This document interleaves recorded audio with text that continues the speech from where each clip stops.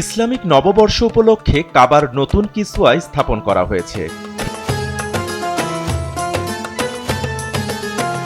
হিজরি নববর্ষের প্রথম দিনে কাবার এই নতুন কিসওয়া স্থাপন করা হয়।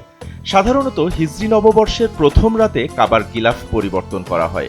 কাবার গিলাফ বা কিসওয়া হল কাবা শরীফকে আবৃত করে রাখা কালো রঙের রেশমি কাপড়। এটি তৈরির জন্য কয়েক মাস ধরে দক্ষ কারিগররা কাজ করেন। এই কাপড়টি রেশম এবং তুলা দিয়ে বোনা এবং পবিত্র কোরআনের আয়াত দিয়ে সজ্জিত করা হয়। ঐতিহ্যগতভাবে হজের সময় আরাফার দিনে কাবার গিলাফ পরিবর্তন করা হতো, কিন্তু সাম্প্রতিক বছরগুলোতে সৌদি কর্তৃপক্ষ হিজরি নববর্ষের প্রথম দিনে এটি পরিবর্তন করার সিদ্ধান্ত নিয়েছে। ওয়ালটন আবারও মিলিয়নিয়ার অফারে ওয়ালটন ফ্রিজ কিনে আপনিও হয়ে যেতে পারেন মিলিয়নিয়ার। এবছরও হিজরি 1947 সালের প্রথম দিন অর্থাৎ 25 জুন এশার নামাজের পর কাবার নতুন কিসওয়া স্থাপন করা হয়েছে। এই অনুষ্ঠানটি ইসলামিক ক্যালেন্ডারে একটি গুরুত্বপূর্ণ অনুষ্ঠান হিসেবে চিহ্নিত হয়, যখন মুসলিমরা নতুন চন্দ্র বছরকে স্বাগত জানাতে প্রস্তুত হয়।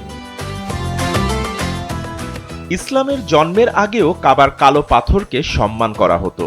মুসলমানরা বিশ্বাস করেন যে এটি মূলত নবী ইব্রাহিমের সময়ে নির্মিত প্রথম উপাসনালয়ের স্থানে তৈরি করেছিলেন। এরপর থেকে এটি একাধিকবার পুনর্নির্মিত হয়েছে।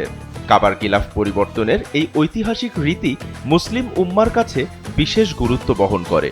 এই কিসওয়া পরিবর্তনের অনুষ্ঠান কেবল একটি আনুষ্ঠানিকতা নয়, বরং এটি মুসলমানদের জন্য নতুন এক আত্মিক যাত্রার শুরু। হিজরি নববর্ষ কেবল একটি ক্যালেন্ডারিক পরিবর্তন নয়, বরং আত্মবিশুদ্ধি, তাকওয়া এবং নতুন বছরে আল্লাহর সান্নিধ্য লাভের জন্য এক অনন্য উপলক্ষ। বাপ্পি খান, এসএ টিভি ডিজিটাল।